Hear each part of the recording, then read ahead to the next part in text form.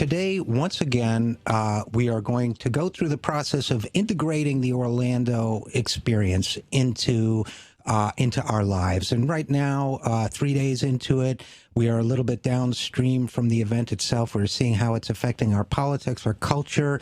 We're seeing how it fits in the broader sweep of history. We'll be talking about that a lot on the program today. But first, I have a guest with me in the studio. I'm delighted to introduce Sebastian Junger. It's Junger, right? It is Junger. I got it right. Sebastian Junger is the author of a number of books, including The Perfect Storm, the book that, among other things, introduced that phrase into the language, Fire, War, and his latest book is Tribe on Homecoming and Belonging. So let's get right to it. Sebastian, thanks for joining us. My pleasure. So I'm going to do something to you that I know writers hate. And this is how we're going to start, just to put you at ease, which is... You're not going to criticize my book, are you? No. Not something that writers hate that much. Let's start with this. When you ask a writer, well, can you give us a brief overview of your book? I know there's a part of the writer's soul that says, well, I wouldn't have written 50,000 words if I didn't think I needed 50,000 words to say it. But to you, what is the book about? It's about the ancient human preference for community, for communal life, and what happens when you lose it. In modern society, we've mostly lost it, and it has consequences. And the book is about those consequences. Okay, very well said. And I, the taking off point that you use in my reading of the book is, of course, the experience of war, and how. But it's more than that. I mean, I think it's really war struck me as the pivot point and the example that spoke to your experience individually, personally, but also exemplifies. I think it became a kind of like those. What do you use? What do you call those now? I'm absolutely blanking on the word that focuses light, so you can set a leaf on fire. Magnifying glasses. Magnifying glasses. It's kind of like war was the magnifying glass through which you could focus all these rays, the issues you wanted to talk about. Oh, that's a great metaphor. No, exactly. I mean, I spent a lot of time in combat with American forces. And the most intensely communal life I've ever experienced was in a platoon in combat. And it's 20, 30 men on a remote hilltop, sleeping together, eating together, depending on each other for their lives. That's our human evolution. I mean, that's what we're wired for. And people responded to it extremely well. I mean, we all loved it. And for some sort of ancient reasons. And I thought, what better way to look at modern society than to see it through the eyes of people who have left it, experienced a kind of tribalistic life, and then return home. And what do they see? What do they find missing in society? That will probably give us a pretty accurate sort of X-ray of the world that we all live in. Yeah, and perhaps a kind of prescription for ways to make that world a little bit better, to channel some of those impulses in a more constructive way. I know you talk about this in the book, that so many people who come back from war want to go back to the war situation. And to a lot of us who haven't experienced war, that seems a little bit odd. Candidly. I mean, why would you want to leave a place where you have comfort, food, sex, entertainment, go back to a brutal, rough, isolating situation? And you talk about that a little bit, and really. Yeah, I mean, the short answer is that people want to be needed. Mm-hmm. People want to be needed by their community. And there are great things that come with affluence and peace and stability and all that. But one of the losses is that as an individual, you feel that you're not needed, that the survival of others does not depend on you. And that stands outside 2 million years of human evolution. The relationship between the individual and the group is one of reciprocity, and that's completely broken down because we live in an affluent society where, my neighborhood doesn't need me to protect them or hunt for them. And there's actually a real loss there. When I was young, I had a sort of uncle figure, mentor figure named Ellis, who was half Lakota Sioux, half Apache. And he was a very wise man. He read every book starting from the Greeks on up, and very, very smart man. And he said, it's interesting, throughout the course of American history along the frontier, he said white people were always running off to join the Indians. Mm-hmm. The Indians never ran off to join the white people. Right. It all went towards the tribal. And so I sort of filed that away my whole life. And then when I was with American soldiers, and they told me that they didn't want to go back to America, many of them, obviously not all. And I remembered what Ellis said, and I thought, oh my gosh, the same thing. Like, what is it about civilization that's so unappealing, even to people who have benefited from it? You know, I think that's such a great point. It kind of brings to mind, in a way, the experience of the 60s, the 60s generation, which obviously there were a lot of people who didn't participate in this, but the whole notion of communal living, the whole notion of developing your own, and the word tribe used to be used a lot. I mean, rock music festivals used to be called gatherings of the tribes. You know, there was this sense that something was missing in terms of a proto-community. And in terms of the sense of being needed, Sebastian Junger, one of the books that came to mind for me when I was reading Tribe was Rebecca Solnit wrote a book called A Paradise Built in Hell, which is about the experience of people in the aftermath of several grave tragedies. 9/11, the Union Carbide poisoning in Bhopal, and a couple others. And her point is, in the midst of horrific tragedy, people find meaning in their lives, and that to me connects with your notion that when people are needed, they are most fulfilled as individuals in community. Absolutely. I looked at the Blitz in London. 30,000 people killed by German bombs, strangers sleeping shoulder to shoulder on the subway platforms. Terrible, terrible time. And afterwards, a lot of Londoners said that they missed it. And what they missed was that it was instead of being this sort of stratified class-ridden society, everyone was the same. Everyone was equal. One British official, worried that the authorities worried that there would be mass psychiatric casualties during the Blitz, and he said, we have neurotics driving ambulances. It was exactly the opposite. Admissions to psych wards went down during the bombings. I found an earthquake in Italy, in Avezzano, Italy, in 1915. And one survivor also noted that the 10% of the population that survived, or 5%, almost everyone was killed, but the survivors kind of huddled together. And rich, poor didn't matter. The classes didn't matter. Everyone was the same. And the survivor said that the earthquake had produced what the law promises but cannot in fact deliver, which is the equality of all men.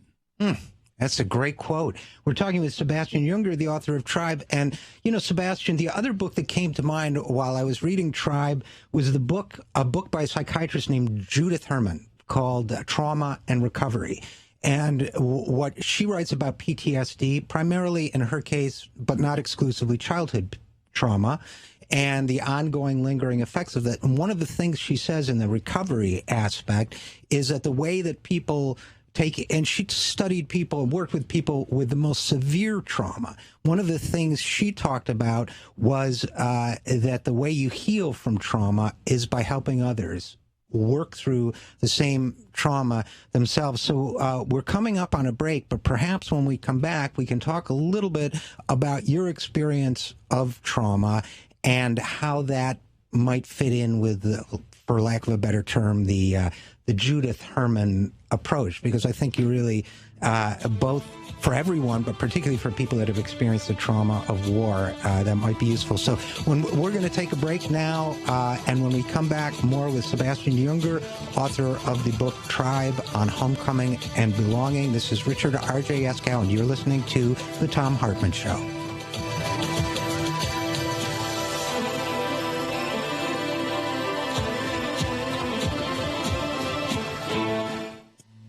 This is the Thom Hartmann Program. More after this from Sebastian Junger, author of Tribe. I am Richard R.J. Eskow for Thom Hartmann. Stick with us.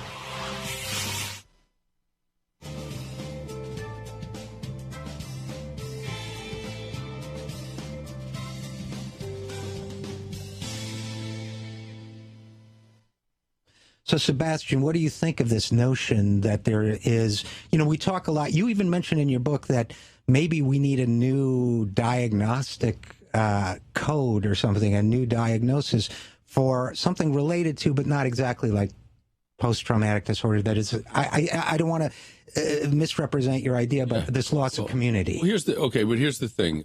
Around 10% of the military is actively engaged in combat. The other 90% might occasionally be in danger or occasionally traumatized, but not on a regular basis. And some of those people, not at all.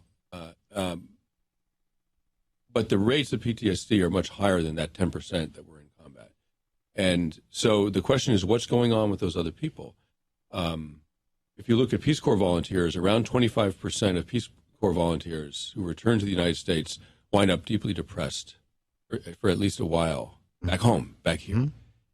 So I think I'm not a psychologist, but it seems reasonable to me that the people who were deeply traumatized in combat, and that does happen, they need to be treated for trauma. The other people, really what they're suffering from is a sort of transition disorder, going from that close tribalistic communal existence in a platoon to, the great American suburb, where everyone's sort of in their room by themselves or in their single family home, and there really isn't much connection. There's almost no dependency. It's a completely untribal way of living, and it's really unsettling to people. And again, you're going from a place where you're needed to a society where you're actually not needed. And that's really unsettling. We get our sense of safety from the group. And we're included in groups because the group needs us. I mean, that's the basic relationship. And when you're not needed, you also feel like you're not part of something. And on some level, our ancient human wiring, that feels insecure. That feels unsafe. It does not feel good. We don't want to be there. I wonder if in some sense, too, we underestimate ourselves, we who have only dwelled in this kind of civilization, if we underestimate ourselves a little bit, because I hear a lot of people say, for example, I'm not very brave, or I couldn't do what that guy did or what she did, or, I'm not that self-sacrificing. And I just wonder if a lot of people, I've had the good fortune to be put in a couple situations where I had to rise to the occasion a little bit. But I wonder to what extent people maybe are also losing out, are not only having, if they've had this experience, difficulty transitioning back in it, but I wonder if people who've never had it are having a kind of vague disquiet or malaise that goes along with not realizing who they could be and exactly what they could accomplish if they were called on to do it. Does that make sense to you at all? It does. And, I looked at something called Bystander Rescues. It just, people on the street who saw someone else in danger. It just happened in New York on the subway, actually. Someone fell onto the tracks and 3 men jumped down to help him as a train was coming. These are invariably like completely ordinary people. Mostly men, actually, display this sort of like sudden courage. Women have statistically more likely to display something called moral courage. Courage in the face of the Nazis, for example, in occupied Europe, in hiding Jewish families in their basement, that kind of thing. The sexes are different. They have very different kinds of courage that play to their strength. Let's talk a little bit more about that. I'm sorry to cut you off, but we are going to have to take a quick break, and then we'll be right back with more from Sebastian Junger, author of Tribe. I'm Richard R.J. Eskow, sitting in for Tom.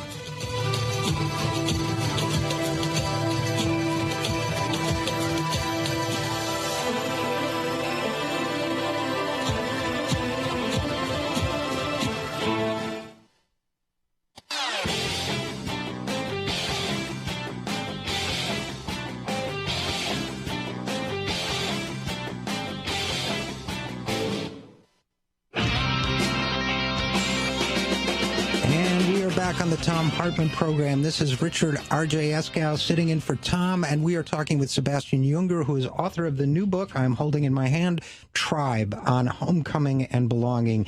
And Sebastian, we were talking a little bit on the during the break, and I want to catch the audience up on that, those who might have missed it. This is one sentence from your book, Sebastian, that I thought really encapsulated an important part of the message. You may tell me, no, that was a throwaway, but to me, and it's this: the beauty and the tragedy of the modern world is that it eliminates many situations that require people to demonstrate a commitment to the collective good. I think that's so important for a variety of reasons. One of them we were talking about on the break, that somehow people are never called upon, or rarely called upon, get the opportunity to sacrifice, to serve, to put themselves at risk, or whatever in service of the greater good. And you were saying something interesting during the break about, people, the bystander rescues, that the physical rescue might more likely be men, moral courage, for example, hiding a Jew during Nazi occupation or whatever, might more likely be women, which, among other things, suggests to me that not only can we all rise to the occasion, but men and women may have something to teach one another about forms of courage. Yeah, and it's interesting. I mean, humans are very, very committed to the group and helping each other. Just not, we're wired for it because, again, that's where our own individual safety, emotional security comes from. And in single-sex groups, both roles will be played by one sex. So in a group of all women, women will leap into action to save somebody. If it's a mixed group, they will generally wait for a man to do it. And likewise, in a single-sex group of men, I looked at coal mine disasters. There will be leaders who emerge, in the darkness 2 miles down. These guys are trapped, waiting to be rescued. Hopefully, leaders will emerge who display sort of more typically female qualities of empathy and sort of group cooperation and emotional sensitivity. In other words, those two roles have to be played, and whether it's played by a man or a woman doesn't really matter. In mixed groups, they tend to fall into gender, sort of divide along gender lines. It's interesting, and of course, it gets into the whole issue of how much is enculturated and how much isn't. But by the way, just parenthetically, in terms of individual danger, what I found about myself is that I'm great in a dangerous situation. It's just the rest of the time that I'm kind of a mess. Seriously, I'm neurotic. I'm second guessing. If things are happening quickly, I'm fine. I'm better. Well, that's exactly what I've seen in disasters. I mean, this official in London said we have neurotics driving ambulances. As soon as there's a crisis, people forget their troubles, and they know just intuitively that they know that they're. I mean, look, if you're scared of big surf, right? And your kid's getting swept out by an undertow, suddenly you're not scared of big surf anymore. You're trying to save your kid. Right. So that we're humans, we evolved in a very dangerous natural world, and we evolved to be able to act with great courage when needed and to overcome trauma. I mean, the idea that, that trauma psychologically incapacitates us for the rest of our lives. PTSD disability is lifelong, for example. Right. In the military, the idea that it's psychologically incapacitating for the rest of our lives, it's impossible for that to be true. We wouldn't exist as a species if that were true. We clearly were adapted to recover from trauma. And what struck me in reading that part of your book was that really, and you were talking about perhaps we need a new diagnosis. Perhaps we also need community diagnoses and community cures as well. In other collective that the cure to this is a we cure. That you can't cure people individually. Maybe you have to cure them as part of a group, or maybe that's what's missing, right? Well, there's two things going on. We don't, just on the sort of neighborhood level, we don't live in groups of 40, 50 people. That's our human evolution. Our society has developed. When disasters collapse us back down to that level, like the siege of Sarajevo, I studied that as well. I was in Sarajevo during the war. The Blitz in London, earthquakes, what have you. People get weirdly content because suddenly they're eating, sleeping, doing everything in the sort of natural-sized group that we evolved for. That's not happening in modern society. There's this other issue, though, which is the nation. Now, our largest community is our nation. Exactly where I was going to go, so you saved me the trouble. Yeah. Go ahead. And so we live in the neighborhoods we live in. That's not going to change. But we can get some sense of unity by how we talk about our nation. And right now, I'm 54. I've never seen this before. You probably haven't either. I'm listening to people talk about our nation as if it's not one large community. They're talking about our nation as if it's actually divided tribally, and those tribes are literally at war with each other, that the tribes do not have a shared interest, that their interests are opposed to each other, and one's going to win and one's going to lose. And when you start talking like that about the larger entity, we are all psychologically affected by that message. We are all feeling, wow, there's nothing actually to belong to. And we can't belong to our neighborhoods because we've lost that as well. And we're literally nowhere. And I think that's psychologically very, very hard for people. And I think the fix is to simply get people who are very, very powerful people to stop talking in those divisive ways. I think it really undermines our psychological health. Absolutely. I mean, I think it's also the flip side. It's an abuse, in my mind, of the tribal impulse, yes. Which is, at its best, it is a desire for the collective good and a willingness to sacrifice and work for the collective good. At its worst, it is this sort of divisive and destructive force. Sebastian, do you have time to wait with us for another segment?